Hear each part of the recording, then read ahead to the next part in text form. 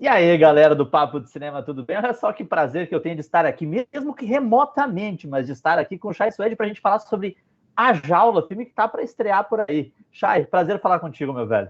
Prazer todo meu, Marcelo. Prazer falar com a sua turma também. Obrigado por me receber. A jaula tá aí. Vamos ver no cinema. Primeiro de tudo, eu queria saber de ti, cara, o que te instigou quando tu recebeu o convite e se tu já tinha um contato com o filme original, com o 4x4, né, com o filme argentino, se tu foi ter um contato depois, como é que foi essa tua interação inicial com esse material? O que me convidou a fazer o filme foi o roteiro, certamente. Em segundo lugar, a possibilidade de trabalhar com João Weiner na primeira ficção dele, que eu sabia que seria inesquecível, porque eu já admirava ele como jornalista fantástico, monstruoso que ele é, retratista dos maiores do Brasil, né, e documentarista.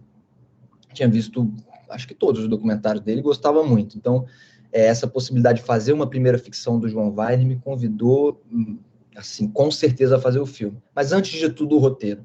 Uhum. O roteiro, por ser tão desafiador como ele é para um ator, né? Para o ator que faria o Djalma, que faria o ladrão,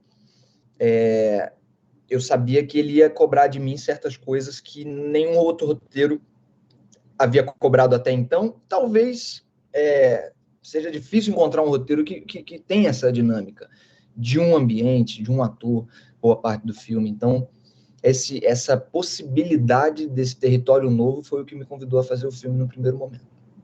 E tu tinha visto o filme, o 4x4, viu depois, não Eu viu? não vi, eu vi depois, né? Eu não vi Uhum. antes nada mesmo. Eu não queria ver nem foto, nada, nem um frame que eles quiseram me mostrar, me ofereceram e tal, e eu preferi não ver, justamente porque o que a gente precisava saber estava no roteiro, né? Uhum. O que a gente ia fazer no set de filmagem é o filme, é o nosso filme. Então, o roteiro era o que a gente precisava, era o que eu precisava, era o solo que eu precisava para poder fazer um novo filme, né? Não é o mesmo filme e não pretende ser o mesmo filme. Depois eu vi o argentino e eu posso dizer que são filmes diferentes, apesar da mesma premissa, são filmes com estéticas diferentes, com propostas diferentes, inclusive com dinâmicas diferentes de Uhum. filmagem e linguagem. E uma coisa que eu fiquei pensando, Chay, até do ponto de vista do desafio para a construção desse personagem, o Djalma é um personagem que sofre, mas também é um corpo que está sendo brutalizado ali aos poucos, né? Então, É. assim, tem uma dimensão psicológica que está sendo degradada, mas tem uma dimensão física também. E aí eu queria saber de ti como é que foi esse processo, porque deve ter sido difícil. Cara, é exatamente esse processo aí. Eram as duas coisas que estavam na minha cabeça durante a filmagem. O fator político, o fator sociológico, o que isso significa visto de fora, né? O que isso pretende discutir, não estava no meu radar enquanto ator, enquanto eu buscava criar coisas e trazer material para o personagem. Os meus pontos de apoio, onde eu buscava contracena, já que eu não tinha uma contracena de um outro ator, eram esses, eram as dores, era uma dor de cada vez, um dia de cada vez, uma desidratação crescente, né? Inanição e tudo isso. Tudo isso estava presente para mim o tempo inteiro no filme e se manteve presente para mim até o final. Foi onde eu encontrei fonte de inspiração para fazer cada cena diferente da anterior, entendeu? E uma coisa que depois até vou conversar com o João, né, especificamente sobre esse processo de decupagem, porque tu tá assim 90% num ambiente muito restrito, né? Tu tem assim uma limitação absurda de movimentação, assim. Tua Movimentação. movimentação é muito. E como é que foi feita essa coreografia?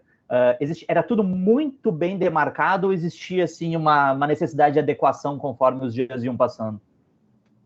A gente, na verdade, isso era uma preocupação número 1 nossa. Não tornar o filme repetitivo. E isso Uhum. dependia totalmente da gente. De quantas maneiras dá para se filmar um cara dentro de um carro. Uhum.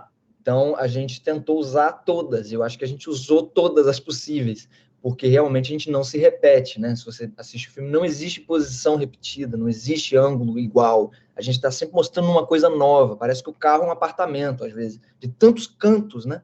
Que são mostrados. Então, isso era sim um desafio, porque a gente sabia que a dinâmica do filme dependia muito disso. E a gente sabia que para prender um espectador, isso precisava estar funcionando.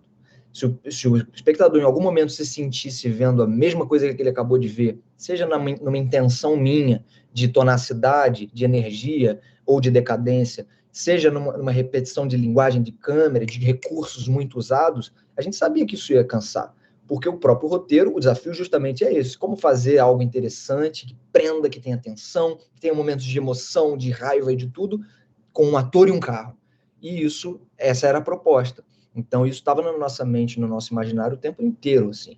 O que a gente vai fazer agora? Como que a gente vai fazer agora? E sobre a demarcação, a gente tinha as duas situações.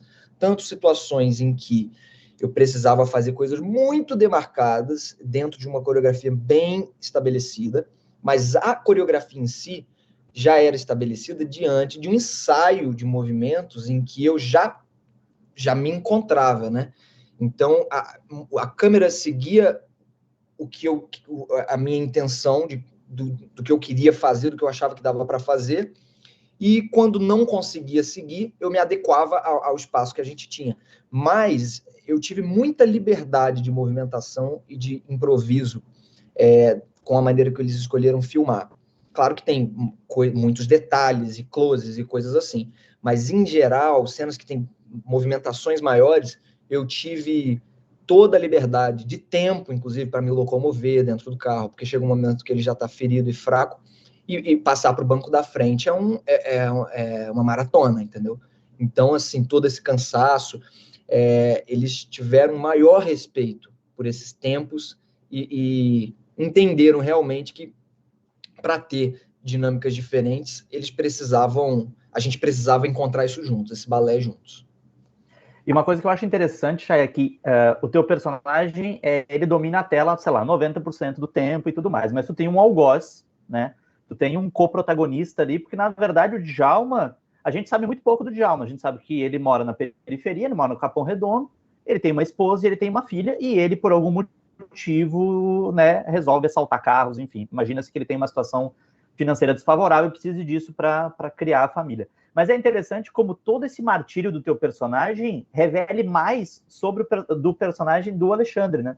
Porque, exato, na verdade, o teu corpo ali sendo degradado revela sobre esse pensamento, que é um pensamento muito em voga hoje em dia, né? Tanto que eu vou sacanear na entrevista, sacanear não, vou perguntar para o Alexandre quem é que botou o tá ok no fim de algumas frases dele, foi ele ou se estava no roteiro. Porque, na verdade, o que a gente tem ali é um microcosmo de dois Brasis, né?